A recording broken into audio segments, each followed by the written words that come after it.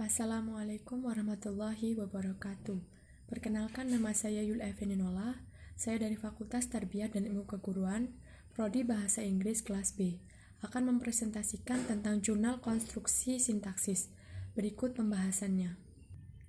Konstruksi sintaksis ialah satuan bahasa yang bermakna yang termasuk ke dalam bidang sintaksis yang minimal terdiri atas dua unsur.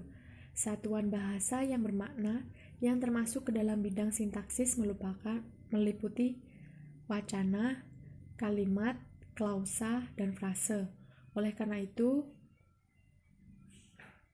juga termasuk konstruksi sintaksis. Walaupun setiap wacana, kalimat, klausa, dan frase itu terdiri atas kata-kata yang merupakan unsurnya, kata bukan merupakan objek kajian sintaksis. Kata merupakan objek kajian morfologi. Di dalam sintaksis, kata diperlakukan sebagai satuan terkecil pembentuk konstruksi frase, klausa, dan kalimat. Pembahasan lebih jelasnya, yakni sebagai konstruksi sintaksis, wacana yang berupa paragraf pada umumnya memiliki unsur yang berupa kalimat-kalimat yang mendukung sebuah gagasan yang lengkap.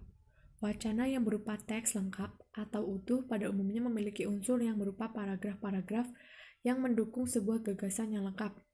Di samping itu, wacana juga memiliki unsur yang berupa alat kalimat, yaitu urutan, bentuk kata, intonasi, dan kata tugas. Sebagai konstruksi sintaksis, kalimat memiliki dua unsur, yaitu 1. Unsur segmental yang berupa kata, frase, dan klausa. 2. Unsur suprasegmental yang berupa jeda atau kesenyapan dan intonasi.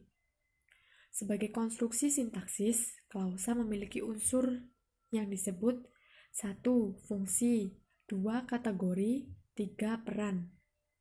Sebagai konstruksi sintaksis, frase memiliki unsur yang berupa kata-kata. Oleh karena itu, aspek bentuk dan aspek makna kata-kata yang menjadi unsur frase sekaligus juga merupakan unsur konstruksi frase sebagai sintaksis. Berikut lebih detailnya tentang konstruksi sintaksis. Yang pertama, konstruksi sintaksis ialah satuan bahasa yang bermakna yang minimal terdiri atas dua unsur yang minimal terdiri atas objek kajian sintaksis. 2. Sebagai konstruksi sintaksis, wacana memiliki unsur aspek mana unsur yang berupa kalimat-kalimat dan alat kalimat serta pertautan bentuk dan kepaduan makna. 3. Jeda dan intonasi merupakan unsur konstruksi sintaksis kalimat. 4. Subjek, predikat, objek, pelengkap, dan keterangan yang merupakan unsur konstruksi sintaksis adalah klausa. 5. Kategori sintaksis merupakan unsur konstruksi sintaksis klausa. 6. Peran sintaksis merupakan unsur konstruksi sintaksis klausa. 7. Kata majemuk tidak termasuk konstruksi sintaksis karena memiliki ciri makna seperti kata.